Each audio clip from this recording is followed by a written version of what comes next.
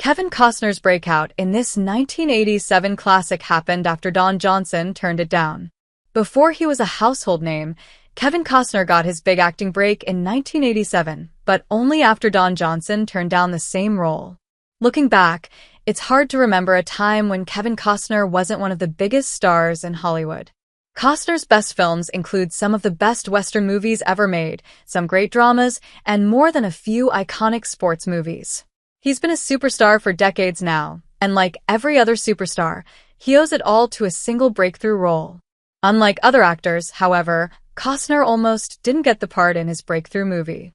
Don Johnson was originally offered the role that turned Kevin Costner into a superstar, and that decision ended up having mixed results. Just 9 years later, both Johnson and Costner appeared in their first and only movie together, the golf comedy Tin Cup.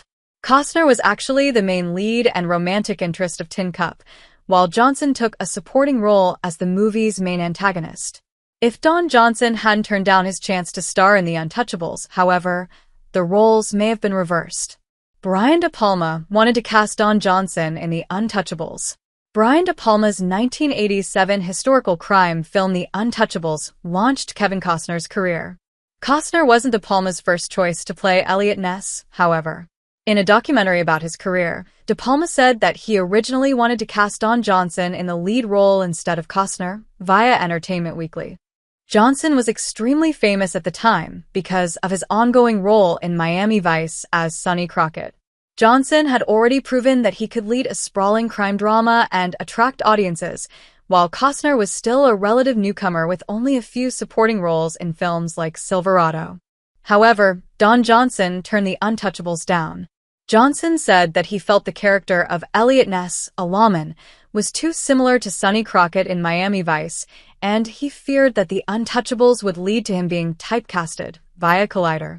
Art Linson, a producer of The Untouchables, already felt that Costner was right for the role.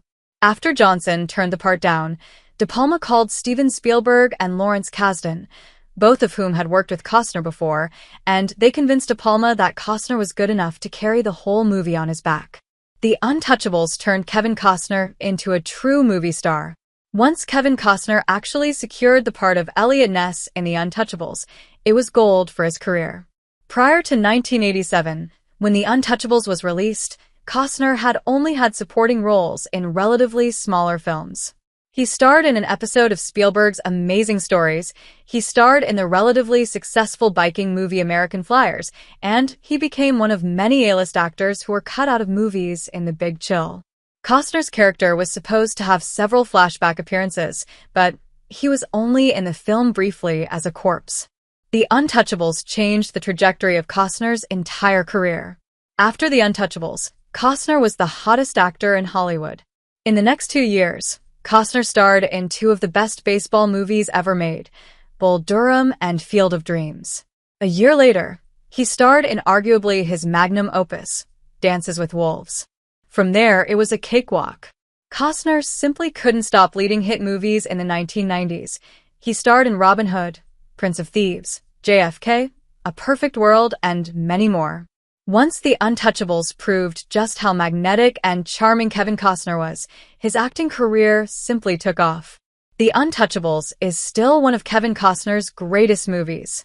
The Untouchables may have been a springboard for the rest of Kevin Costner's acting career, but it was hardly forgotten. In fact, The Untouchables is still one of Costner's best movies, even after nearly 4 decades and over 50 more movies. Everything about it is great.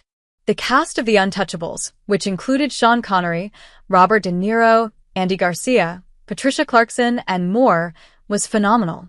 De Palma's direction was fantastic, and there are so many visually stunning and brilliant shots in the movie. Plus, it's a great story about how a real group of cops took down the most notorious gangster in the world. Not only was The Untouchables a fantastic movie in its own right, but Kevin Costner was also tremendous in it. He has so many nearly perfect line deliveries from "he's in the car" to "never stop fighting till the fight is done."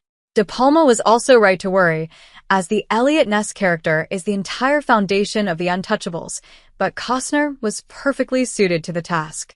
all of its emotional beats, its coolest moments, and the very reason the film was made was on Kevin Costner's shoulders in The Untouchables, and he never shrugged once.